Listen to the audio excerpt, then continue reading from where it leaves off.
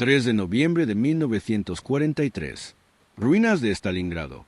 Un francotirador soviético llamado Viktor Rednov se agacha tras una placa de acero que no debería existir en esa posición.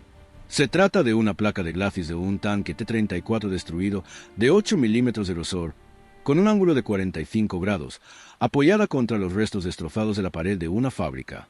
200 metros al otro lado del campo de escombros, una dotación de ametralladoras alemanas se instala en un edificio de apartamentos bombardeado, sin percatarse de que los vigilan. El fusil de Rednov, un Mosin-Nagant 91/30, reposa sobre un saco terrero. El cañón sobresale por una estrecha ranura de disparo practicada en la placa de blindaje. Lleva 11 horas en esa posición. No se ha movido, no ha comido. Ha disparado 4 veces, matando a 4 hombres. Los alemanes han respondido con fusiles, ametralladoras y un cañón antitanque PaK-40, intentando desalojarlo. Las balas rebotan en el acero. Los proyectiles de alto poder explosivo destrozan el suelo a su alrededor. Pero el blindaje resiste. Rednov resiste. En 3 minutos, disparará por 5ª vez y el oficial alemán que coordina el contraataque morirá sin siquiera verlo. Los alemanes luego encontrarán su posición, medirán el grosor del blindaje y escribirán en su informe posterior a la acción una frase que se extenderá por el frente oriental como un cuento de fantasmas. Eiserne Augen. Ojos de hierro. Esta es la historia de cómo las placas de blindaje de tanques recuperadas transformaron la guerra de francotiradores, cómo la improvisación desesperada de un hombre se convirtió en la doctrina soviética y cómo los nidos de francotiradores blindados crearon zonas de muerte tan indestructibles que los alemanes les temieron más que a la artillería. Si crees que historias como esta no deberían desaparecer con el tiempo, suscríbete. Mantengamos viva su memoria juntos. Viktor Rednov no nació para ser francotirador. Creció en un pueblo a las afueras de Leningrado, hijo de un maquinista de fábrica, rodeado del olor a aceite de corte y el sonido de los tornos. A los 14 años, fue aprendiz de su padre, aprendiendo a medir tolerancias en fracciones de milímetros, a leer planos y a comprender el comportamiento del metal bajo tensión. Aprendió paciencia, precisión y la implacable naturaleza de los sistemas mecánicos. Un error de cálculo, un descuido y la pieza se arruina. Cuando estalló la guerra en 1941, tenía 19 años y trabajaba en una fábrica de municiones. Se alistó en el Ejército Rojo, esperando ser asignado a una unidad de ingeniería. En cambio, le entregaron un fusil y lo enviaron al frente. Nunca antes había disparado un arma. En 6 meses, había matado a 23 hombres. Rednov descubrió su aptitud para la puntería durante la defensa de Moscú.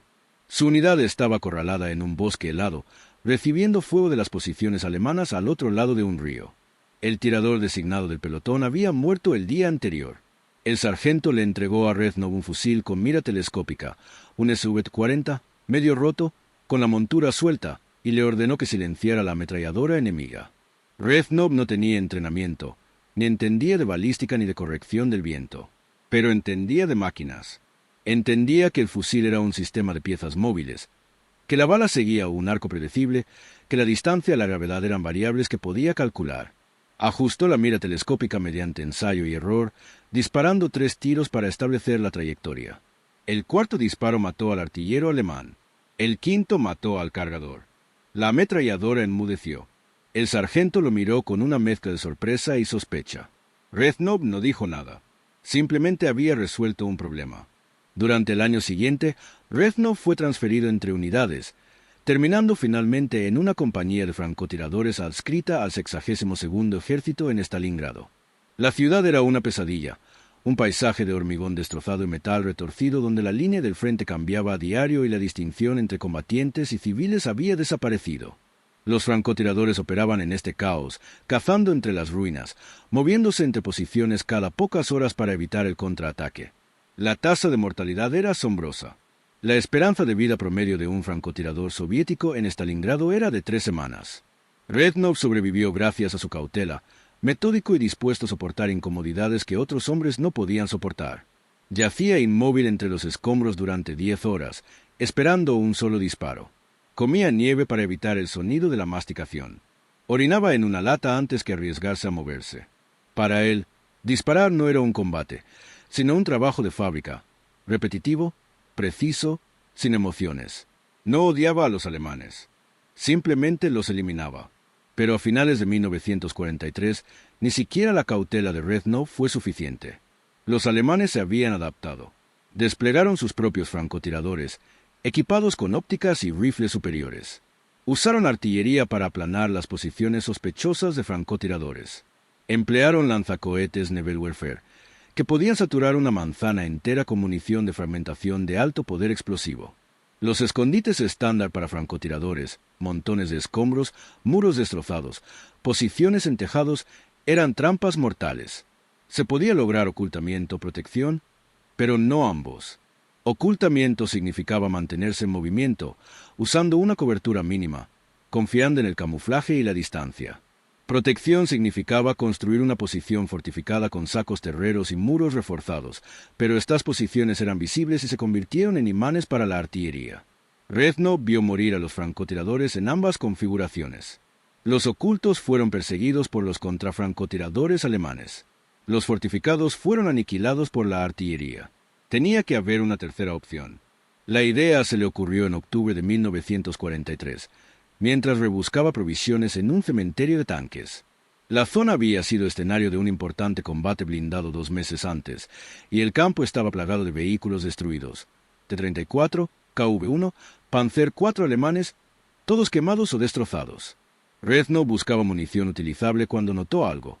Las placas de blindaje, incluso en los tanques destruidos, estaban prácticamente intactas. Las torretas podían haber volado, los cascos destrozados por el fuego, pero las placas inclinadas del glacis, el blindaje lateral, los manteletes, seguían siendo de acero macizo, de 45 a 75 milímetros de grosor, diseñados para detener proyectiles perforantes que viajaban a 800 metros por segundo. Si el acero podía detener un proyectil de tanque, sin duda podía detener una bala de fusil, o un fragmento de mortero, o la metralla de un Nebelwerfer. Reznov se quedó allí parado en el frío, mirando fijamente una placa glacis T-34 separada, y la idea llegó completamente formada. ¿Qué pasaría si construyeras una posición de francotiradores usando blindaje de tanque en lugar de sacos de arena? Esa noche puso a prueba el concepto. Reclutó a 2 soldados de su unidad, soldados rasos que le debían favores, y arrastraron una placa glacis T-34 de unos 180 kilogramos, a través de medio kilómetro de escombros hasta una posición avanzada con vistas a una calle controlada por los alemanes. Apoyaron la placa contra un muro derrumbado, inclinándola para desviar el fuego enemigo, y la reforzaron con escombros y sacos terreros. Reznov cortó una estrecha ranura de tira en la base, lo suficientemente ancha para el cañón de su fusil. Luego se acomodó y esperó. Al amanecer, los soldados alemanes comenzaron a trasladar suministros al otro lado de la calle. Reznov disparó una vez, matando a un oficial. Los alemanes respondieron al fuego de inmediato, con fusiles y ametralladoras, y las balas golpeando la placa de blindaje. Reznov oyó los impactos, agudos crujidos metálicos, pero no sintió nada. El acero lo absorbió todo. Volvió a disparar, matando a un segundo soldado. Los alemanes pidieron un mortero. 3 balas impactaron en un radio de 10 metros. La metralla silbó en el aire. Reznov se pegó a la placa blindada. Cuando el humo se disipó, estaba ileso. La placa no se había movido. Disparó una tercera vez. A media mañana, los alemanes habían dejado de intentar cruzar la calle. Reznov informó los resultados a su comandante de compañía, el capitán Andrei Volkov, un oficial pragmático que priorizaba la eficacia sobre el procedimiento. Volkov escuchó la explicación de Reznov, examinó la posición blindada e inmediatamente autorizó pruebas más amplias. En una semana, 5 equipos de francotiradores del 62º Ejército utilizaban blindaje de tanques recuperado para reforzar sus posiciones. Los resultados fueron extraordinarios. Los francotiradores, que antes se veían obligados a reubicarse cada pocas horas, ahora podían permanecer en su lugar durante días, protegidos de armas pequeñas, metralla y fuego indirecto. Su número de bajas aumentó. Sus tasas de supervivencia aumentaron. Las fuerzas alemanas en el sector comenzaron a reportar un fenómeno inquietante. Francotiradores que no podían ser suprimidos, posiciones que absorbían la artillería y seguían disparando, tiradores fantasma que parecían invencibles. El término Eiserne Augen, ojos de hierro, comenzó a aparecer en los informes de bajas y resúmenes de inteligencia alemanes. La técnica de construcción evolucionó rápidamente. Los primeros nidos blindados utilizaban placas individuales apoyadas contra las paredes, sencillas pero efectivas. Las versiones posteriores se volvieron más sofisticadas, múltiples placas dispuestas en capas superpuestas para crear protección de enfilada, superficies angulares para desviar el fuego enemigo y posiciones falsas construidas en las cercanías para desviar el fuego enemigo del nido real. Los francotiradores aprendieron a cortar troneras a intervalos irregulares, impidiendo que los alemanes predijeran la posición exacta del tirador. Camuflaban el blindaje con escombros y ceniza, haciéndolo indistinguible de las ruinas circundantes. Construían rutas de escape, túneles a través de los escombros, salidas ocultas, para poder abandonar la posición si era invadida. Los nidos de ojos de hierro se convirtieron en fortalezas en miniatura, cada una adaptada al terreno y a las líneas de tiro preferidas del francotirador. El impacto táctico fue profundo. En la guerra tradicional de francotiradores, la mayor vulnerabilidad del tirador residía en el momento del disparo. El fogonazo, el sonido y el retroceso delataban la posición.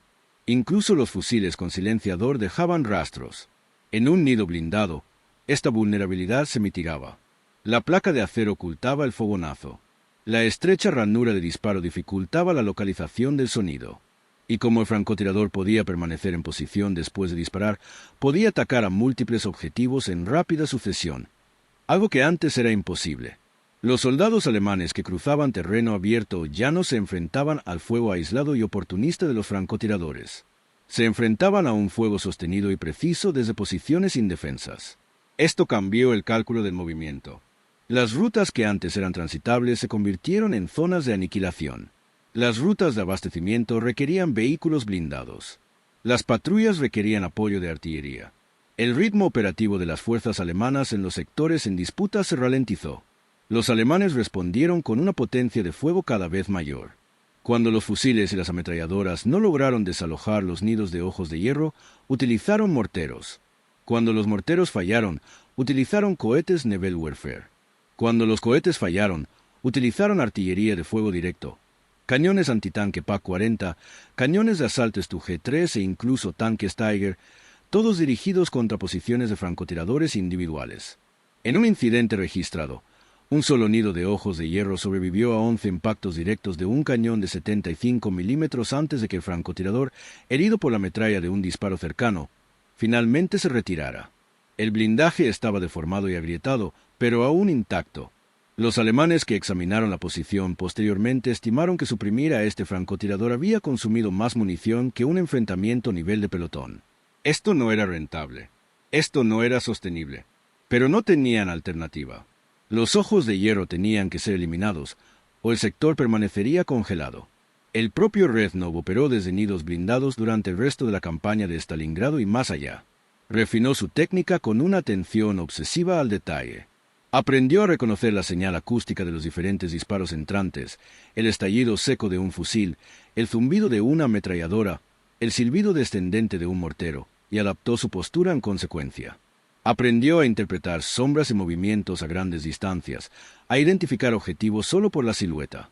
Aprendió a disparar entre descargas de artillería, usando el ruido para enmascarar la detonación de su fusil. Y aprendió una paciencia que la mayoría de los hombres no pueden comprender.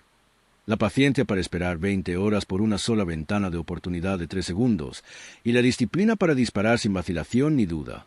Pero el coste psicológico fue inmenso. Reznov pasaba días enteros en su nido blindado, solo, inmóvil, respirando hedor a cordita y descomposición, escuchando los gritos de los heridos a los que había disparado. Dormía a intervalos de 2 horas, siempre con una mano en el fusil. Comía raciones frías, bebía agua estancada y orinaba en recipientes. El aislamiento era total. Los demás soldados lo evitaban. Había algo inquietante en un hombre capaz de permanecer inmóvil tras una armadura de acero durante 70 horas, matando sin expresión alguna, y emergiendo solo cuando se le agotaba la munición. Reznov no hablaba de lo que sentía. No escribía cartas. No forjaba amistades. Existía en un estado de desapego funcional, una máquina humana optimizada para una sola tarea. El temor alemán a los nidos de los ojos de hierro se hizo palpable a principios de 1944. Las comunicaciones interceptadas revelaron que las tropas alemanas se referían a ciertos sectores como Eugenfelder, campos de ojos, zonas donde operaban francotiradores blindados. Los soldados se negaban a cruzar terreno abierto sin cobertura de humo. Los oficiales requisaron blindados adicionales para las patrullas rutinarias. Los informes de moral indicaban un aumento de la tensión psicológica entre las unidades de infantería que se enfrentaban a la presión sostenida de los francotiradores. Un soldado alemán, capturado cerca de Kharkov, declaró a sus interrogadores soviéticos que su unidad había perdido 14 hombres en 3 días a causa de un solo nido de los ojos de hierro, y que los oficiales finalmente habían ordenado la retirada porque el muro que dispara no puede ser destruido. Esta fue la reivindicación definitiva de la innovación de Reznov. El enemigo prefería la retirada al combate.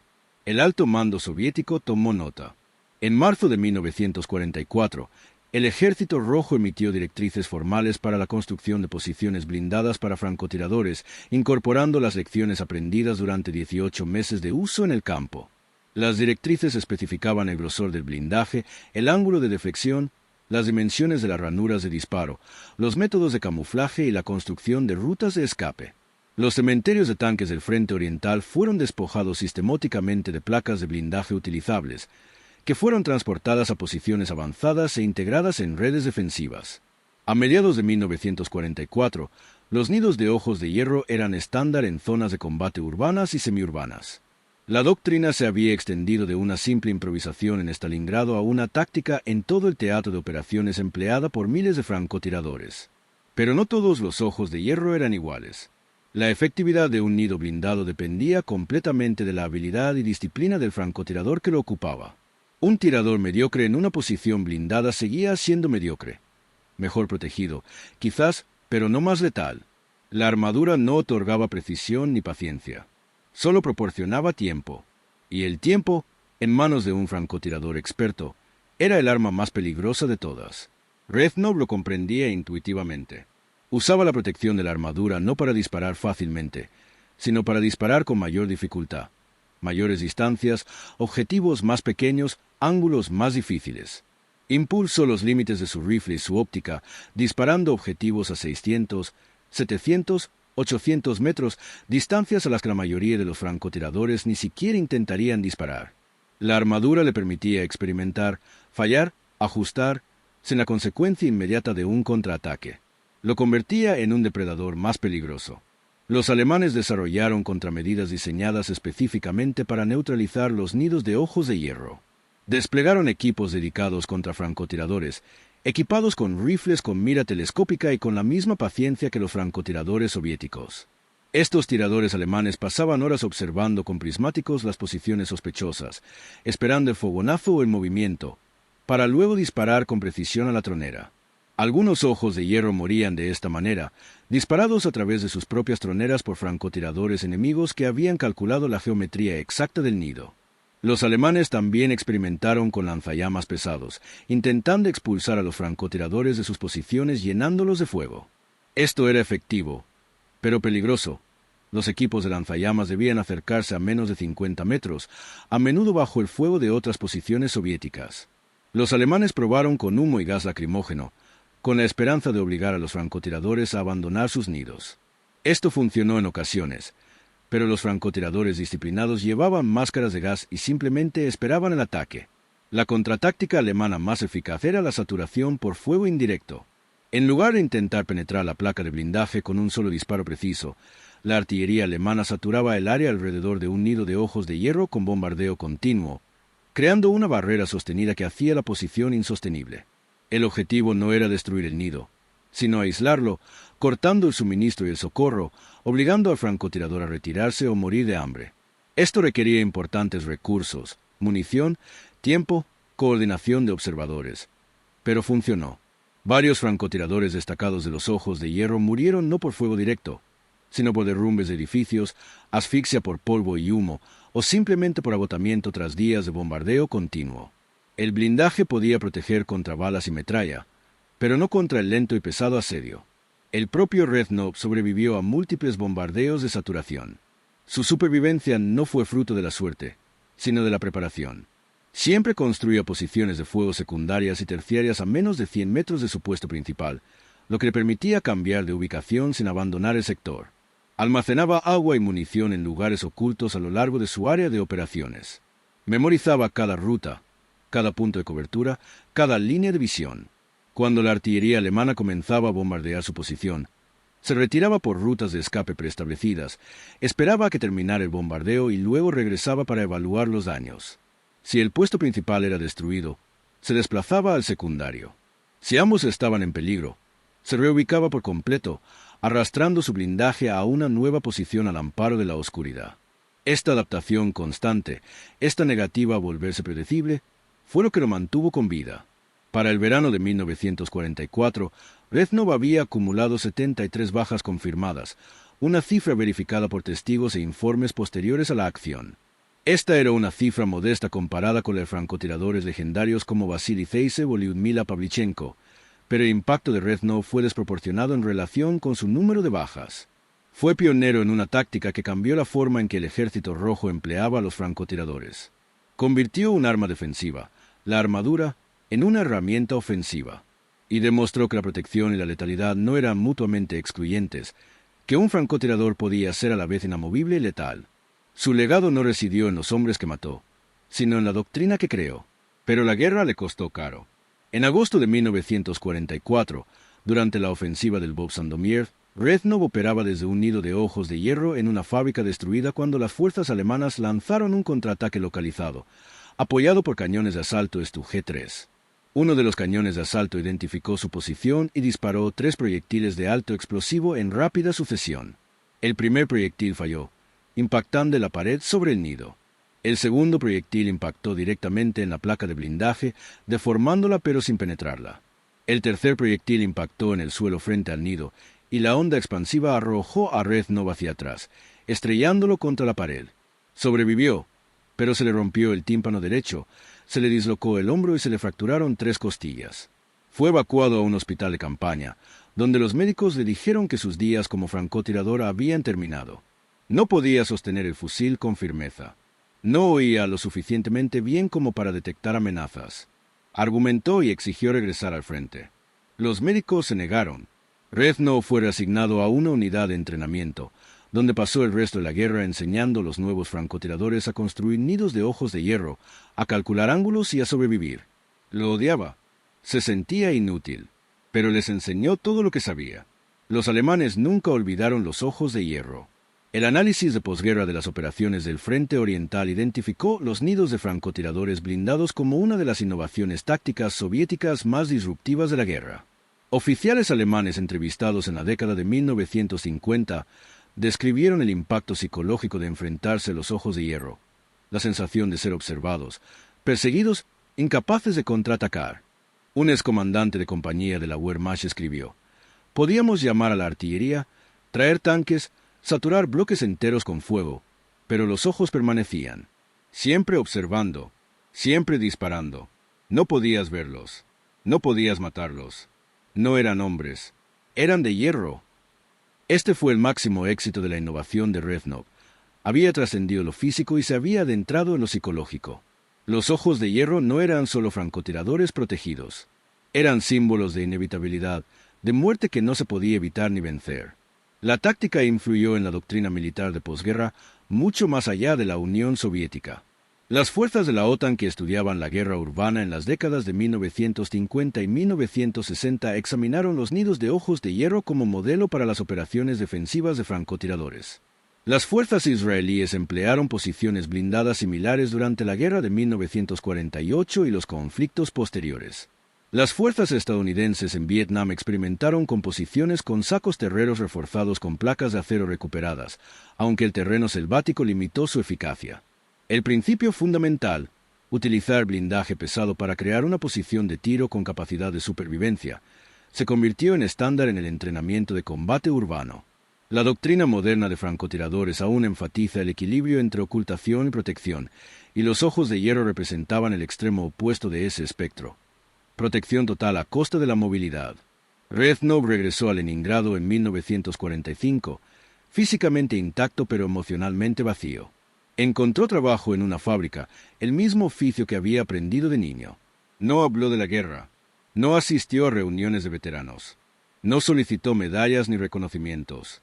Se casó, tuvo 2 hijos y vivió una vida tranquila. Sus hijos no supieron que había sido francotirador hasta después de su muerte en 1979, cuando encontraron una caja de madera entre sus pertenencias.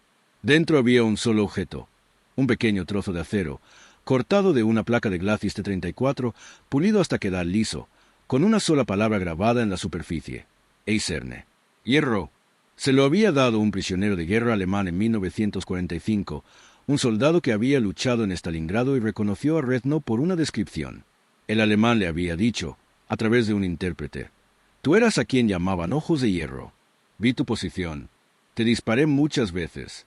Nunca moriste». Reznov había tomado el acero sin hacer comentarios. Lo conservó durante 34 años, como un recordatorio no de victoria, sino de supervivencia.